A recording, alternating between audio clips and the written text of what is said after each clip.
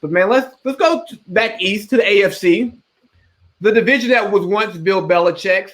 All things come to an end, and maybe the Bills are back. Maybe they're going on another Jim Kelly-esque dynastic run. Yeah, well, I mean, you gotta love Sean McDermott as the head coach. I've heard a bunch of stuff about how he takes feedback from everybody. He cares about what people think about him in that building. Andy Reid, Andy Reid coaching tree, former Eagles defensive coordinator, which we fired him after a ridiculous season. But that's just an example of you can't make chicken salad with chicken shit. But I mean, Josh Allen. Can I just say that I never thought he was going to be a good QB. Usually you don't get more accurate as you go in the NFL. Usually it's like those big QBs for where it's like, oh, he's 6'6" and he can throw it out of the building. Well, cool. Can he hit a target down the field on the move when pressure's in his face? I feel like the NFL Combine loves these big dudes with rocket arms, and he was one of them. And I remember a clip where he was throwing it like a net, like in practice, and he missed the net, and it's like, oh, that's really bad. But he was killing it. I saw in most of those playoff games, he's really good, even in the Chiefs game. I mean, dude is talented. He's gotten so much better. But I think this division, you can't go anywhere without talking about what's going on with the Dolphins QB situation. What do you think they're going to do with Tua? So I think Tua is the next Josh Rosen. Wow. Okay. I think that Tua is okay. I don't think he's great. I think he's good enough to be on the NFL roster and play NFL quarterback.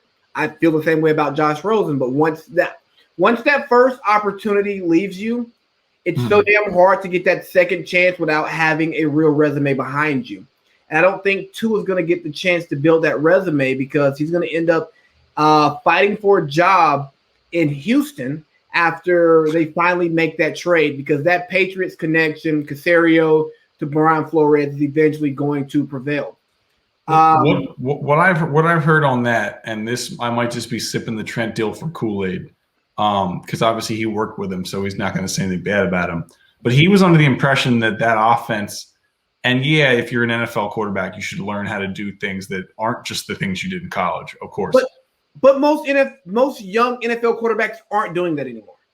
They're right, doing but I guess his point, you're right. But his point was that in Alabama he was one of the best 4 deep, just kind of verticals passers in college football, where you send people on 4 deep routes and he throws a seam or a deep out or a deep go route, and he was really good at that.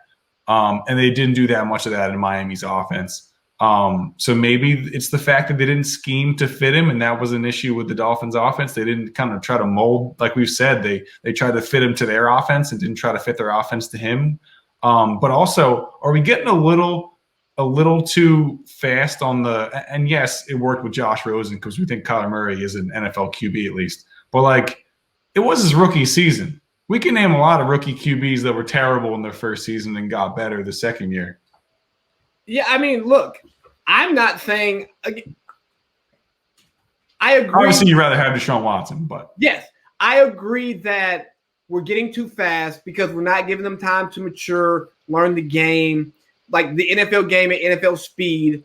But the thing is, if my job is on the line, I can't afford to be here for your progression because that team's ready now. And that team's ready now. You're right. Exactly. So I heard the same stuff that Dilfer said. I watched them, and after listening to what Dilfer said, I paid more attention. I go, okay, they're not doing what he does well, but is it because the scheme, or is it because the actual talent that they have there in house? I mean, look at his receiving core. Yeah, Mike Gesicki and Devontae Parker. I mean, but look at what he had at Bama. Heisman 5 Trophy. first-round picks. Henry Ruggs, Jerry Jeudy, Eric Waddle, Devontae Smith, they were loaded. So, yes, Tua is Drew Brees accurate, But Drew Brees wasn't Drew Brees until he got paired with Sean Payton. And Chan Gailey is not Sean Payton. No, you're right. You're right. It's interesting though. Like off the top of my head, I mean, I just like would Patrick Mahomes be Patrick Mahomes if we didn't give him a year to sit? Like, there's a lot of interesting things. Like, obviously, people like Peyton Manning start day one, and a lot of QBs now start day one. But like, it does take a little bit of time, doesn't it? I feel like we've accelerated, especially with no off season. It was the COVID off season, right? Patrick Mahomes is not Patrick Mahomes with any other team. True. Any other head coach too. You're right. Yeah. So I don't think that Tua. I think Tua should get another season. I think he should. But if he gets traded for Deshaun Watson, he's now going to be possibly competing with another top 5 pick, actually number 3 pick, for his job. Yeah, and maybe that's good for him, and maybe that's bad for him. I mean, obviously, Brady was molded this way because he was in a constant QB competition in college. So, and I'm sure he was in the beginning of the Patriots' career too. So, like, it hardens diamonds sometimes. So you gotta hope it makes him better. Yeah, somebody tell Carson Wentz that. And you know what? The Pats just aren't gonna in the heart. The Pats just aren't gonna get much love on the segment because they weren't good. They had a lot of opt-outs, and there's nothing definitive that you can say about them until you see what they're going to do at the quarterback position and if they're going to spend money this offseason, because they're one of the top teams in cap room this year. Well, they're not going to spend money. They're going to get a bunch of mid-level veteran players, smart, savvy veterans like they always do. The QB position will be interesting, though, because they have an okay pick. They've came out and said that they are going to spend more this offseason. It got leaked. I mean, tell Bill Belichick that. That's all well and good. I won't believe it until they change their style. They're very much of the pick you off the scrap heap and turn gut diamond trash into gold type teams.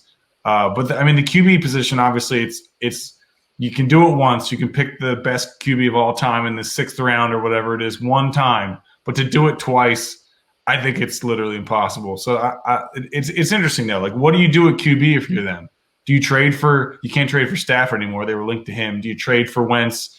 Do you trade for? I don't know who else is out there. Garoppolo? Do you look at Jimmy G again? He was okay with them. I think Jimmy G is the best one because he knows the system already, and right. I think you can find a better talent at quarterback. But how long is it going to take that quarterback to do it the New England way? Because I think part of the reason why Cam Newton was skipping rocks instead of throwing dimes was because he was thinking entirely too much, because that is one of the most complex offenses in the NFL. And if you're out there thinking and you're not playing, you're not going to play as freely as you should.